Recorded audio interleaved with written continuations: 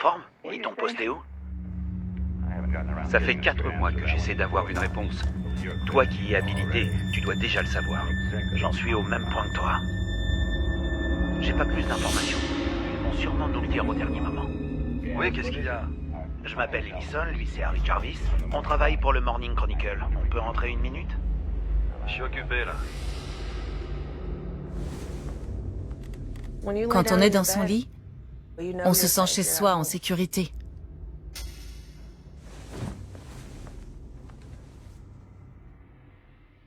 Ils se sont endormis, l'esprit léger.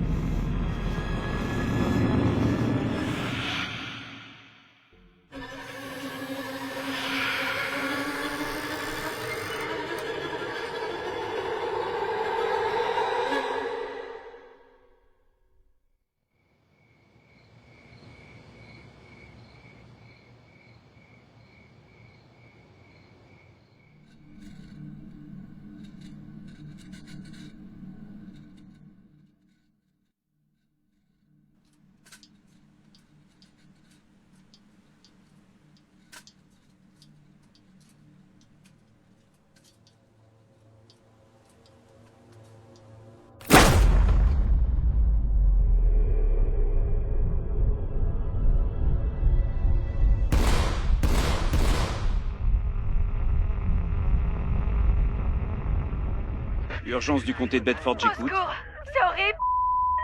Je vous en prie, venez vite, à l'aide. Calmez-vous, s'il vous plaît. Il faut que je comprenne ce que vous dites. Mon mari s'est fait tirer dessus. Quoi? On lui a tiré dessus. Qui lui a tiré dessus? Je sais pas qui c'était.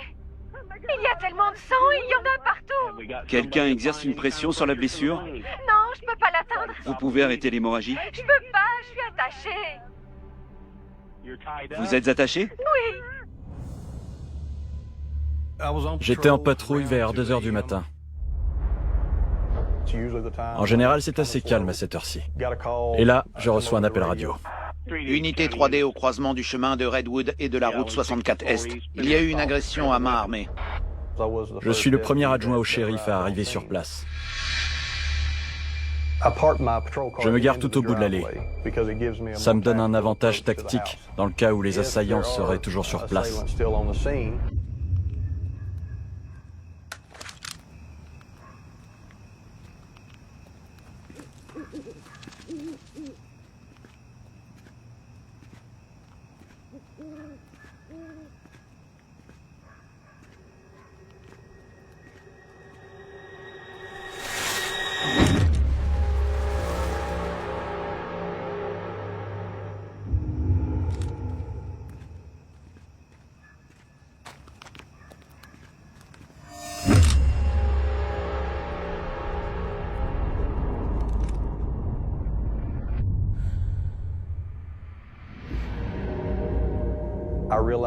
J'ai découvert un homme étendu dans l'entrée. J'apprendrai plus tard qu'il s'appelle Justin Young. Il avait les poings et les chevilles attachés avec de la ficelle agricole.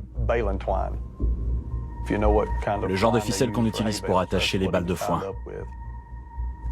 Il y en avait 2 morceaux, une autour des poignets, l'autre autour des chevilles.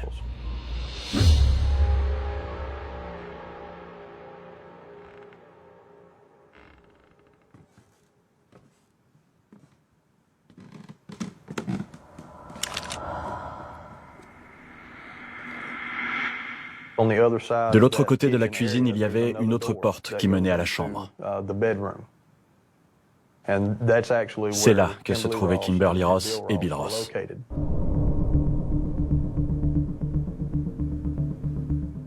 À ce moment-là, elle est toujours au téléphone avec les secours. Elle hurle pour qu'on lui vienne à l'aide. À l'aide. Au secours. On est là, au secours. Elle a les mains liées. On lui a enroulé une sorte de câble électrique autour des poignets. Elle est aussi attachée au niveau des pieds.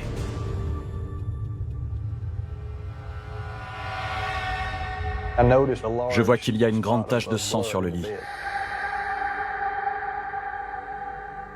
Et j'aperçois Bill, de l'autre côté du lit, étendu au sol. Il bouge, donc je comprends qu'il est vivant. J'essaie de lui parler pour évaluer la gravité de ses blessures. Je lui pose des questions du type « Est-ce que ça va? Comment vous vous appelez ?» Mais je n'obtiens aucune réponse. Il gémit, il grogne et il remue les membres, mais il ne peut pas répondre à mes questions. J'ai vu qu'il y avait beaucoup de sang tout autour et en dessous de sa tête. En tant que chef de patrouille, il est de ma responsabilité de m'assurer qu'il n'y a plus de danger sur place. Une fois qu'on en est sûr, une fois que la victime a été évacuée, alors on se retrouve avec une scène de crime. J'ai missionné des agents afin qu'ils sécurisent la scène de crime, pour protéger au mieux les éventuels indices. Quand je suis arrivé sur place, Nika est sorti pour m'expliquer ce qu'il avait découvert en arrivant sur les lieux, ce qu'il avait fait jusqu'ici pour protéger la scène de crime, et quelles informations il avait pu recueillir auprès des survivants. Je voulais montrer à Wayne où se trouvaient les liens exactement, parce qu'un de mes collègues avait coupé la ficelle qui emprisonnait les membres de Justin Young. Elle avait été laissée comme ça sur le sol. Alors je voulais m'assurer qu'il savait avec quoi les victimes avaient été attachées. Je me suis assuré qu'il récupère bien le câble utilisé pour immobiliser Kimberly Ross. Ce n'est pas un hasard s'il y a tant de films d'horreur qui tournent autour du sommeil et de la chambre à coucher. C'est là qu'on se sent le plus en sécurité. Donc, c'est là où le pire peut arriver. Je suis la fille de Kimberly Ross.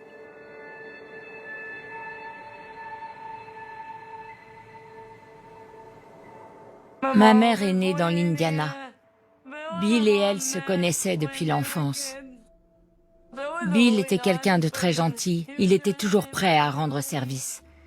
Si on lui demandait de l'aide, il se mettait en quatre pour trouver une solution. Il veillait toujours à ce qu'on ne s'ennuie pas et à ce qu'on se sente bien quand on était chez eux. J'allais chez mon oncle tous les week-ends. Kim était un peu comme une grande sœur pour moi. On était très proches. Ça faisait 2 ans que Bill avait épousé Kimberly. Ils étaient heureux. C'étaient des gens très pieux. J'ai grandi en ayant un père, mais il ne vivait pas avec nous. C'est mon oncle qui l'a remplacé. C'était comme un second père pour nous. Quand il venait nous voir, il ouvrait le frigo, et s'il était vide, il revenait 1 heure plus tard avec des courses, sans faire le moindre commentaire.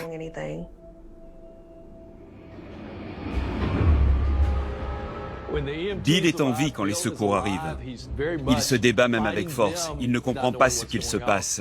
On lui administre un calmant et on l'étend sur une civière. C'est Kimberly Ross qui a appelé les secours pour signaler l'incident. Justin Young avait 19 ans. C'était un jeune homme en difficulté qui vivait chez les Ross depuis environ 1 mois. Et pendant qu'on s'occupait de Bill, on a fait sortir Kimberly et Justin de la maison pour les soigner et prendre leur déposition. Kimberly remarque alors que sa voiture n'est plus dans l'allée. Donc les adjoints du shérif en déduisent que c'est sans doute le véhicule qui a permis aux agresseurs de prendre la fuite. Elle m'a décrit la voiture. C'était une Nissan Versa de 2007, de couleur grise.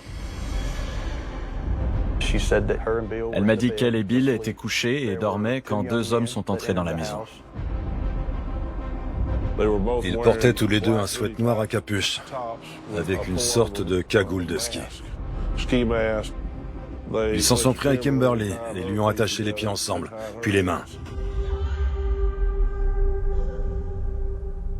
Le récit de Justin concordait.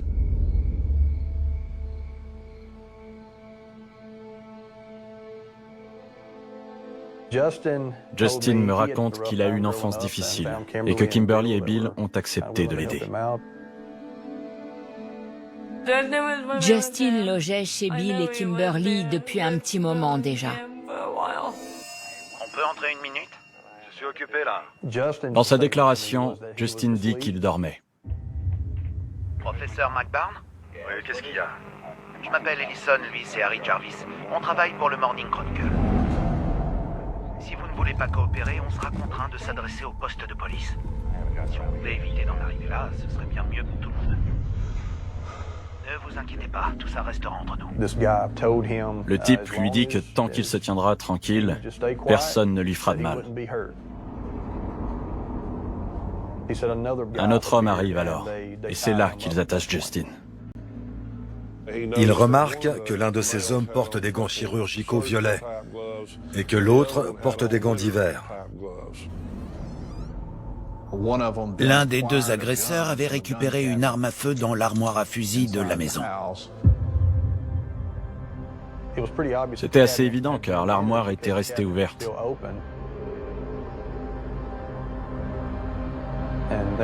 Et une boîte de munitions avait été sortie de l'armoire. On l'a retrouvée ouverte dans le salon. Dans la chambre, j'ai découvert un portable par terre, en fonctionnement, ainsi que des douilles de calibre 380. Elles jonchaient le sol. Il y en avait une au pied du lit, une sous la commode, et la dernière était au milieu de la pièce. Ensuite, on a pris des lampes torches pour faire le tour de la maison. Je me souviens avoir trébuché sur un objet. Il était posé contre le mur en briques de la maison. C'était une petite échelle, un escabeau. Il était sous la fenêtre de la chambre de Justin. On a cherché des empreintes digitales sur la fenêtre, puisqu'ils étaient passés par là. On a fait un relevé sur l'armoire à fusil. Puis j'ai également fait analyser les douilles. Mais aucune empreinte n'a été trouvée. Dans l'intervalle, mes collègues m'informent du décès de Bill Ross.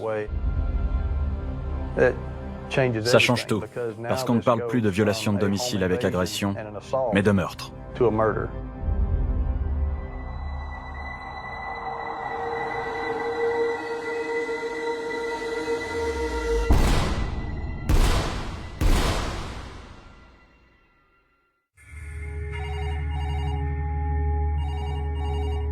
À l'époque, j'avais 16 ans, donc j'étais très émotive.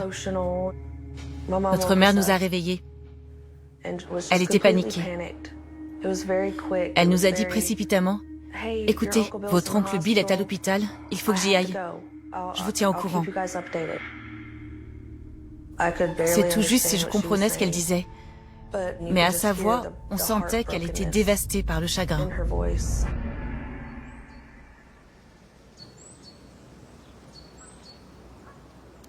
Tout le quartier a été choqué en apprenant qu'il avait été assassiné. Mon oncle était très engagé dans la vie de la communauté. Il était pompier volontaire et il participait aux œuvres de l'église. Bill et Kimberly voulaient être utiles à la vie de leur quartier. Ils accueillaient des jeunes qui traversaient une mauvaise passe ou qui pouvaient connaître des difficultés à la maison. Alors, ils les prenaient chez eux. Ils restaient quelques semaines ou quelques mois, le temps pour eux de reprendre une vie normale. Ils aidaient tout le monde, tout le temps. Les adultes, les enfants. Comme Justin. Je le voyais de temps en temps. J'ai entendu dire qu'il s'était attiré des ennuis une fois ou deux. Le genre de bêtises qu'on peut faire quand on est un adolescent.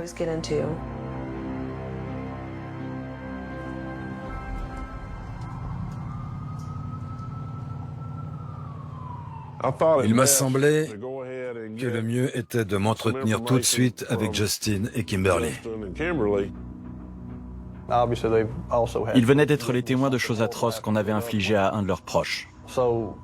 Ils devaient venir au poste de police pour nous raconter ce qui s'était passé.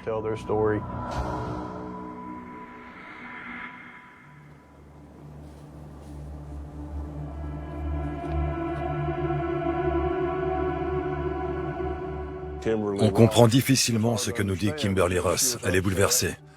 Elle raconte que deux hommes sont entrés chez elle et qu'ils cherchaient Jimmy Whitmire. Jimmy Whitmire était un ami proche de mon oncle. Je me souviens être allée à l'église avec lui et sa femme. Je l'ai toujours trouvé assez sympathique. La police commence alors à chercher une explication dans le passé de Bill. Kimberly m'explique que ces hommes sont venus pour récupérer de l'argent que Jimmy leur devait. Ils hurlent « Où est l'argent ?» Oui, Jimmy, on veut le fric! Bill aurait-il eu des infos sur Jimmy? Les enquêteurs se lancent tout de suite à la recherche de Jimmy Whitmire. Ça devient la priorité numéro 1.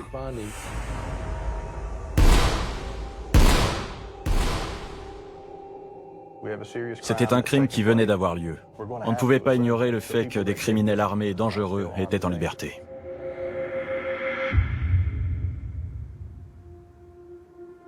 Quand je m'entretiens avec Justin, après avoir parlé à Kimberly, quelque chose me dit qu'il est en train de mentir. Je le sens à son attitude, à sa façon de se comporter.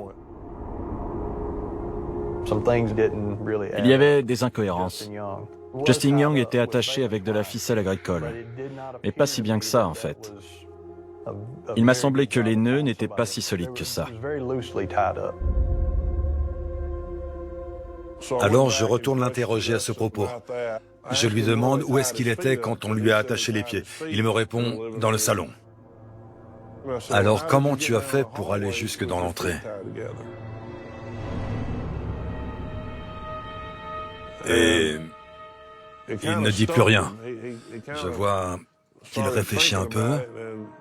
Et il me dit « ben, j'ai fait des tout petits pas, ou bien les types m'ont drogué. » Mais il ne donne pas de réponse satisfaisante.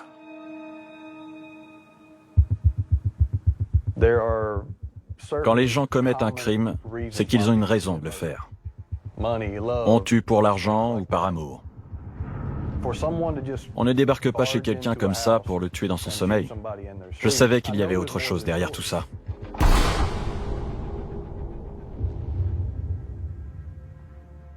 Une fois que j'ai mis le doigt sur ces incohérences, j'ai décidé de dire à Justin que Bill était encore en vie, qu'il allait bien et qu'il serait en mesure de nous parler d'ici quelques heures. C'est ce que je lui ai dit. Et là, son attitude a changé du tout au tout. À ce moment-là, il y a un tournant dans l'enquête. Un témoin apparaît, qui ne va pas corroborer la version de Justin, selon laquelle 2 inconnus ont pénétré chez eux pour les agresser.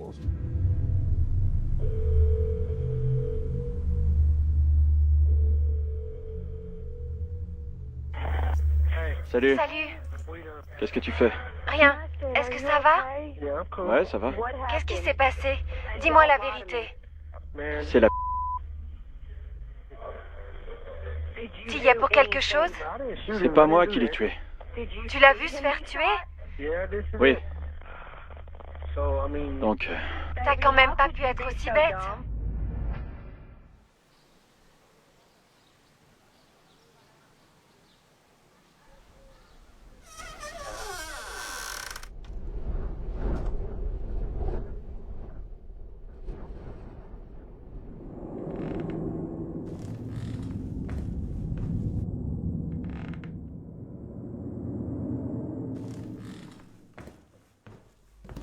En entrant dans la maison, on a réalisé que la police n'avait pas nettoyé la scène de crime. Quand on est entré dans la chambre, il y avait du sang partout, dont les empreintes de pattes du petit chihuahua de mon oncle. Il y avait une flaque de sang par terre et les empreintes du chien tout autour, comme s'il avait cherché son maître.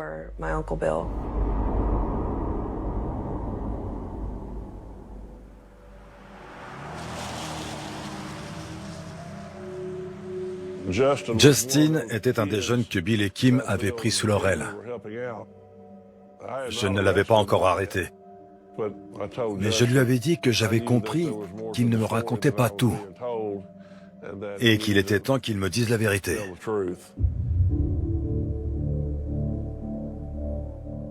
Il m'a dit qu'il ne vivait là que depuis 2 mois et qu'il avait décidé de partir la veille du crime. Mais il ne l'a pas fait. Je lui ai dit « Pourquoi tu voulais partir ?» Il me répond « Je savais qu'il allait se passer quelque chose de grave. Alors raconte-moi ça. » Il avait envie de vider son sac. Mais en même temps, il résistait. Vous comprenez? Je lui ai rappelé qu'il fallait qu'il pense à son avenir, qu'il ne fallait pas tout gâcher, qu'il devait me raconter toute l'histoire. Alors, il m'a parlé d'une autre personne qui a joué un rôle dans l'affaire.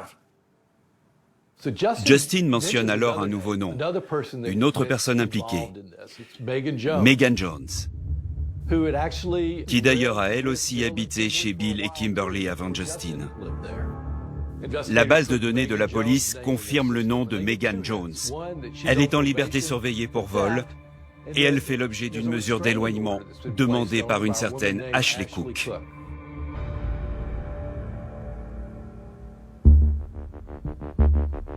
Megan Jones avait été infirmière à une époque, donc elle avait accès à des gants chirurgicaux violets.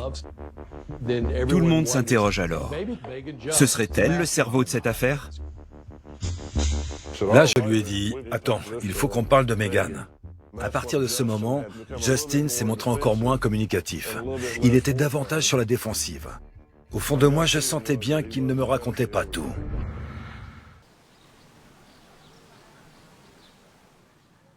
Megan se présente au poste de police. Elle nous dit que ça fait des années qu'elle connaît Kimberly. Ils avaient fait preuve de générosité envers elle par le passé. Bill et Kimberly avaient une excellente réputation. C'étaient de bons chrétiens. Pourtant, Megan avoue que Bill était violent. Elle rapporte un incident dont elle a été le témoin. Elle rentre à la maison.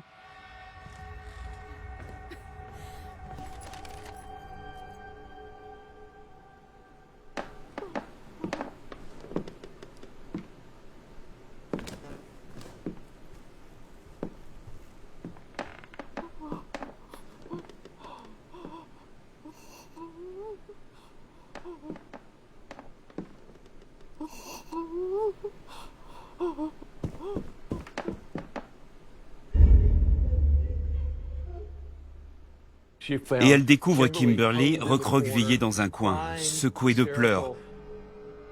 Elle a une grosse entaille au front. Elle lui dit que Bill l'a frappée, que c'est lui qui lui a fait ça. Il la battait et la forçait à avoir des rapports sexuels. C'était de la torture. Kimberly raconte à Megan qu'il lui a même fracturé les deux bras à un moment. Et qu'elle a dû aller à l'hôpital à plusieurs reprises. Megan a beaucoup d'empathie, de compassion pour ce que vit Kimberly. Alors elle se met à réfléchir à ce qu'elle peut faire pour l'aider, pour la sortir de là.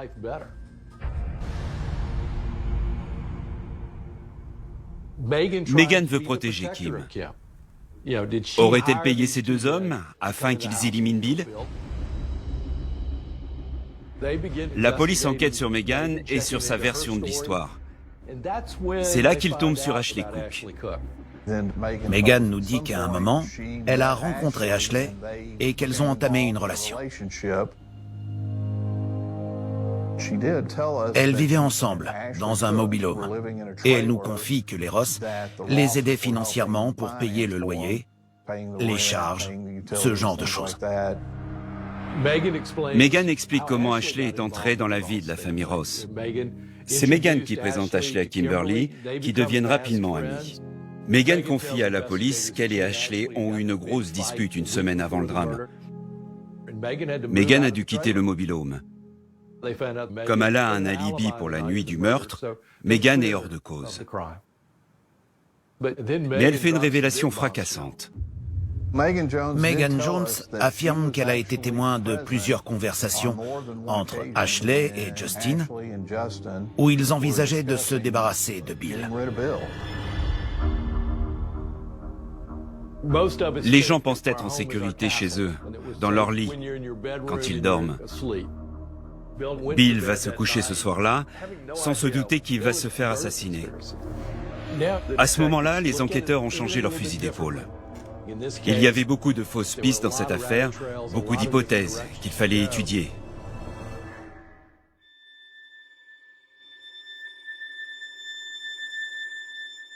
Megan Jones affirme à la police qu'elle a entendu sa petite amie Ashley Cook et son ami Justin Young parler de Kimberly. Ils disaient qu'elle était prise au piège, mariée avec un homme violent, et que la seule manière de la sauver était de tuer Bill. Il fallait donc que je voie Ashley Cook. J'ai demandé au shérif d'envoyer une voiture de police à son domicile. 10 minutes plus tard, il nous appelait pour dire que la Nissan Versa de Kimberly, qui avait été volée, était garée à 50 mètres de son mobil-home. On a retrouvé le véhicule sur le parking d'une église. C'était un tournant dans l'enquête, parce que cet endroit était tout près du mobil-home d'Ashley.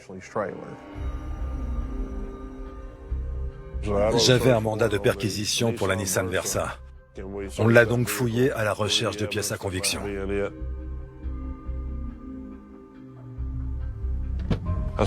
J'ai envoyé le véhicule au laboratoire de la police judiciaire du Tennessee pour qu'il puisse chercher des traces d'ADN ou de sang à l'intérieur.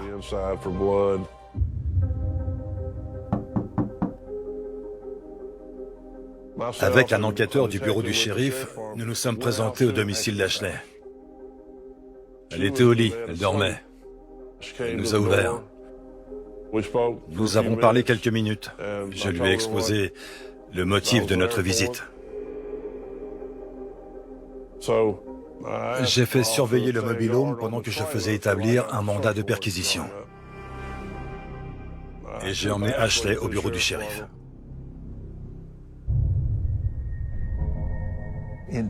Dans sa première déposition auprès de la police, Ashley Cook dit qu'elle avait connaissance de problèmes au sein du couple Ross. Justin l'a appelée en pleine nuit pour qu'elle vienne le rejoindre.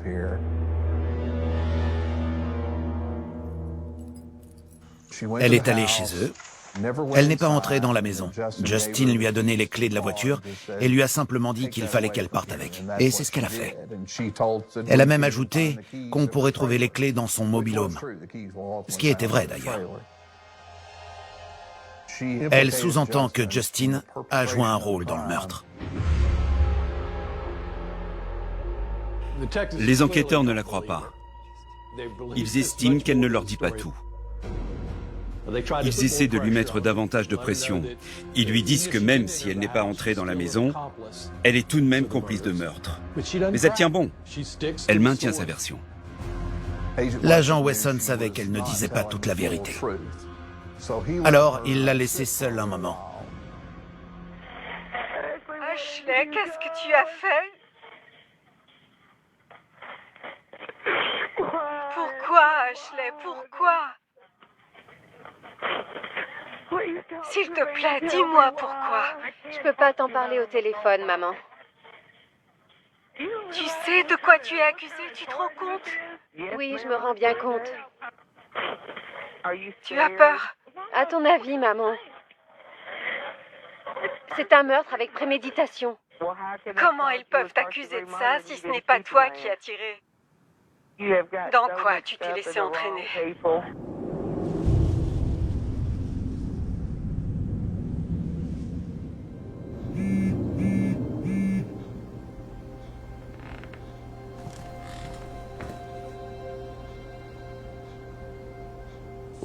On est allé chez mon oncle Bill pour faire du tri dans ses vêtements. On a récupéré quelques affaires quand on a entendu...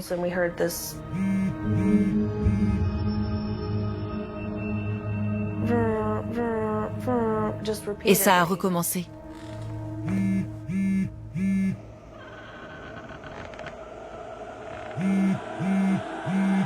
On a cherché partout. Le bruit provenait de la commode de Kim. C'était un téléphone. On a répondu.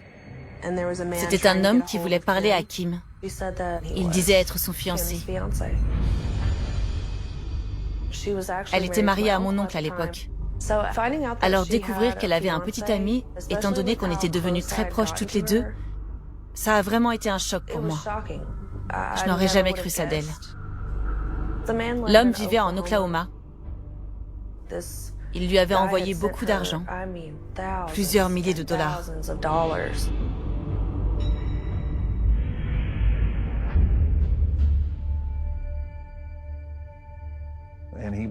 Il croyait que Bill était le frère de Kim. Et dans son esprit, elle allait venir avec lui en Oklahoma et ils allaient se marier. Je me suis dit que cet homme était peut-être lié au meurtre. Il a pris l'avion pour venir ici. J'ai pu l'entendre dans l'interrogatoire. On sentait que ça le rendait malade. Il était mortifié de s'être fait manipuler à ce point par cette femme. Les enquêteurs commencent à mettre en doute la parole de Kimberly. Ils voient les choses sous un autre éclairage.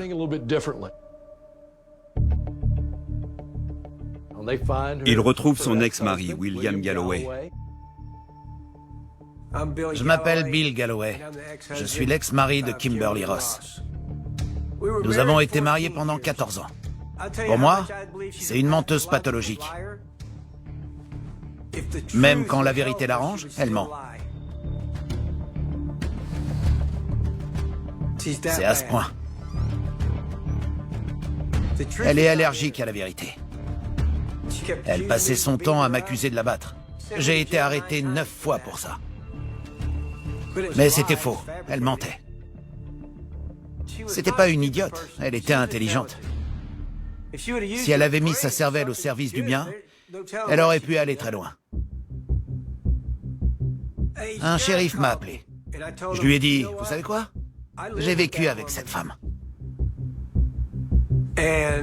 Et quand votre heure est venue, vous ne pouvez rien y faire. Elle a essayé de me tuer, moi aussi. Elle attend que vous soyez endormi pour faire ses petites affaires. J'ai interrogé Ashley. Je sors pour faire une pause et l'agent me fait signe de venir dans la salle de surveillance. Je regarde. Ashley était en train d'envoyer des textos. Il me dit « Je parie que je sais à qui elle écrit. » J'ai dit « Moi aussi. » C'était le moment charnière. Elle était démasquée. Quand on a tiré sur Bill Ross cette nuit-là, il dormait. Il ne s'est sans doute même pas réveillé. Il s'est fait prendre à un jeu de dupes. Un jeu mortel.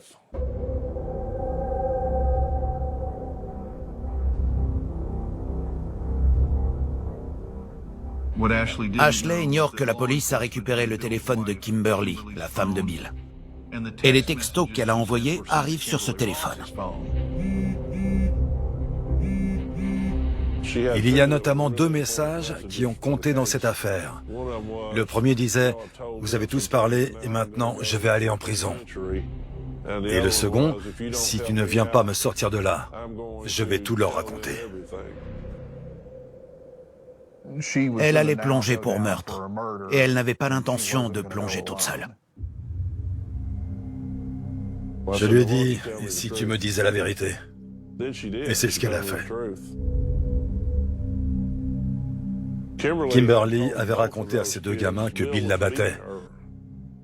Elle avait même raconté à Ashley que Bill voulait arrêter de l'aider et qu'elle devrait se débrouiller pour le loyer, ce qui a incité Ashley à se venger de lui d'une manière ou d'une autre. Les preuves s'accumulaient contre Kimberly. C'était elle, le cerveau dans cette affaire. Elle avait menti à Justin et Ashley. Elle leur avait dit ce qu'ils avaient besoin d'entendre pour les convaincre de la sauver.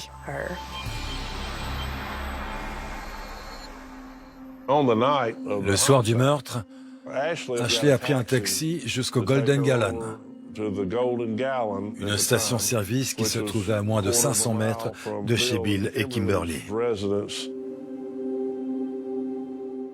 Elle arrive chez Bill, passe par la fenêtre, là où Justin avait disposé l'escabeau pour qu'elle puisse grimper, au lieu de passer par la porte d'entrée.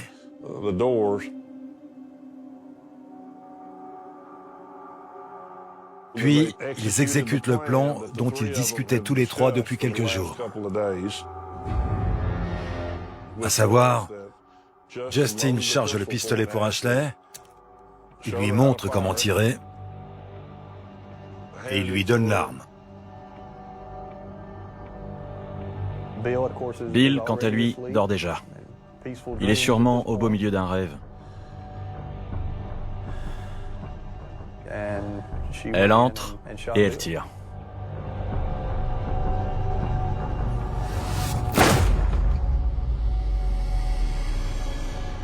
Elle s'approche de lui dans son sommeil et lui tire dessus.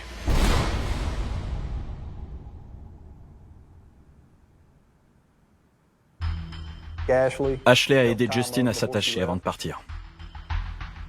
Puis elle est partie au volant de la Nissan Versa avec le pistolet. La version de Justin est quasiment identique. Les détails correspondent. Dans le mobil-home, sous le matelas d'Ashley, il découvre ce qui s'avérera être l'arme du crime, le pistolet qui a servi à tirer sur Bill à 3 reprises. Et on a trouvé des gants chirurgicaux violets sous l'évier.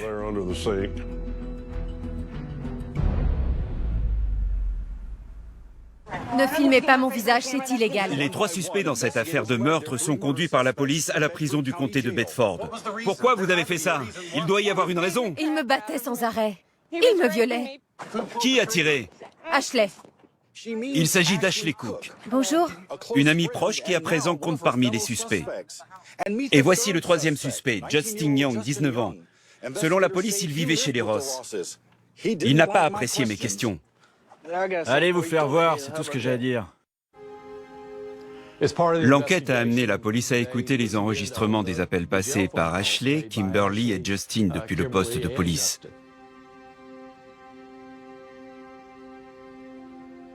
Tu lui as tiré dessus? Non, c'est pas moi. Alors c'était qui? Je sais pas. Tu étais là? Non, Pourquoi il t'accuse alors? je sais pas, je pense que c'est à cause de Megan. Justin, de son côté, appelle sa petite amie. Justin sortait avec une ancienne amie à moi, Kate Scott. C'est pas moi qui ai tiré, je suis pas inquiet. C'est pas vrai. Je suis au courant de tout. C'est Amanda qui m'a tout raconté. Qu'est-ce que t'as dit? Elle ne pense pas que tu sois coupable. C'est pas moi le coupable. Il semble avoir des remords. Je regrette d'avoir trempé là-dedans.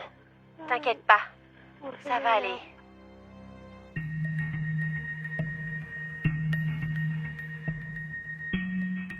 Ils disent que tu as avoué dans le journal. Je me fiche de ce qu'ils disent. Ce n'est pas vrai. Ils n'ont rien contre moi. J'ai été prise en otage. Ils menaçaient de tuer les enfants. Ils ont menacé les enfants? Oui, c'est pour ça que j'ai dû le faire. Et maintenant, je suis là. Ils ont dit que si j'en parlais à qui que ce soit, ils les tueraient. C'était les 2 hommes qui étaient à la maison. Et ils courent toujours. Que Dieu nous protège. Oui, j'arrive pas à le croire. Oui, Mais ça va aller. Je m'en remets à Dieu. moi aussi. Elle a dit à sa mère qu'elle n'avait rien fait de mal, qu'il n'y avait absolument aucune preuve contre elle. Il avait une assurance vie. Ah bon? Grâce à Nissan. C'est moi la bénéficiaire. Et ensuite, c'est toi. Je ne crois pas que ce soit de grosses assurances vie. En général, on ne touche pas grand-chose. 150 000 $. Vraiment? Oui.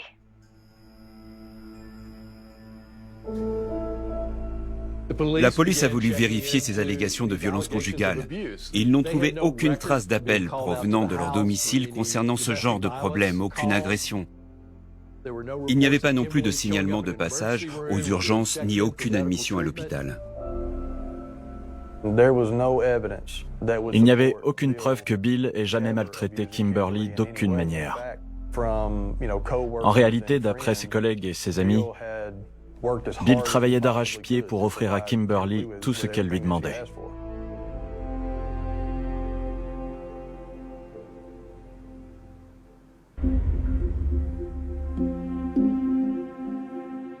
C'était vraiment une mère horrible. Elle nous a fait beaucoup de mal à moi et à mes frères. Elle faisait venir des gens qui m'ont violée et agressée sexuellement. C'était vraiment quelqu'un de monstrueux. Je suis revenu pour interroger Kimberly à nouveau. Elle continuait à s'enferrer dans ces histoires de violence conjugale. Dans le sud des États-Unis, on a une expression qui dit « elle ment même quand la vérité l'arrange ». Elle ne pouvait pas s'empêcher de mentir. Alors j'ai essayé de m'adresser à sa conscience, même si je n'étais pas sûr qu'elle en ait une. Mais j'ai tenté le coup. Je lui ai dit, « Vous savez, vous avez détruit la vie de ces deux gamins. Vous avez complètement gâché la vôtre. Et vous avez piétiné celle de votre mari à tout jamais. Vous savez où vous en êtes sur l'échelle du bien maintenant ?» Et là, elle m'a dit la vérité. Je pensais qu'elle n'avouerait jamais, et pourtant si. Elle a dit qu'elle était enfermée dans une vie conjugale dont elle ne voulait plus. Elle pensait que Bill avait une énorme assurance vie dont elle serait la bénéficiaire. Alors elle a commencé à instiller chez ces jeunes, jour après jour, l'idée que Bill la maltraitait et qu'il fallait qu'il vienne à son secours. Kimberly est une manipulatrice qui peut vous convaincre de faire des choses dont vous ne vous seriez jamais cru capable.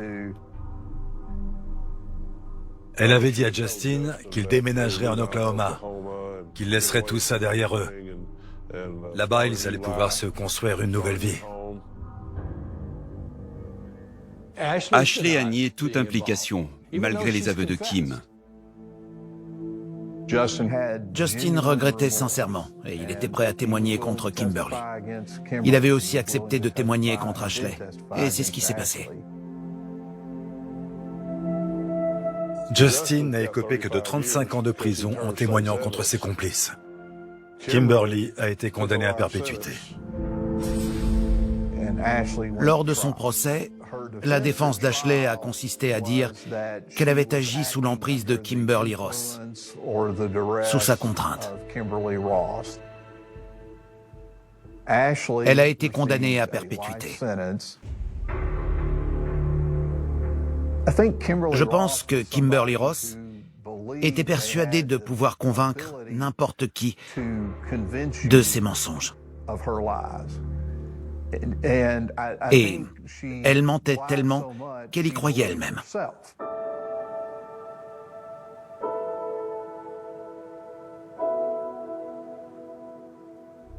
À aucun moment je n'ai cru que Jimmy pouvait être en cause dans cette histoire. Mon oncle Bill était quelqu'un de tellement formidable. Kim a détruit sa vie. Il avait encore tant de choses à vivre. Et notre famille ne sera plus jamais la même.